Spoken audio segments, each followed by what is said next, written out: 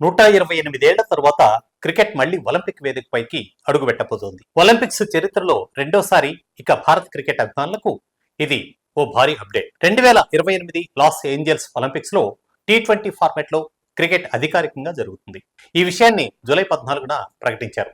ఆసక్తికరంగా షెడ్యూల్ ను ఇప్పటి నుండే 3 ఏళ్ల ముందే విడుదల చేయడం ఆశ్చర్యకరమే. జూలై 12 నుంచి 29 వరకు క్రికెట్ పోటీలు జరుగుతాయి.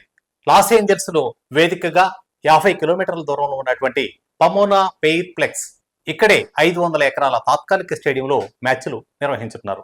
ప్రతిరోజు 2 మ్యాచ్లు భారత కాలమానం ప్రకారం రాత్రి 9:30 గంటలకు, మరొక మ్యాచ్ ఉదయం 7 గంటలకు ప్రారంభమవుతాయి.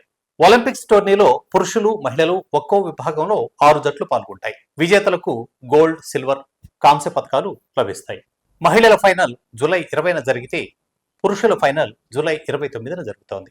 క్రికెట్ చివరిసారిగా చూస్తే 1900 సంవత్సరంలో ఒలింపిక్స్ లో ఆడిన సందర్భం మాత్రమే ఉంది. ప్యారిస్ లో జరిగింది. అప్పుడు కేవలం గ్రేట్ బ్రిటన్, ఫ్రాన్స్ మధ్య మ్యాచ్ జరిగింది.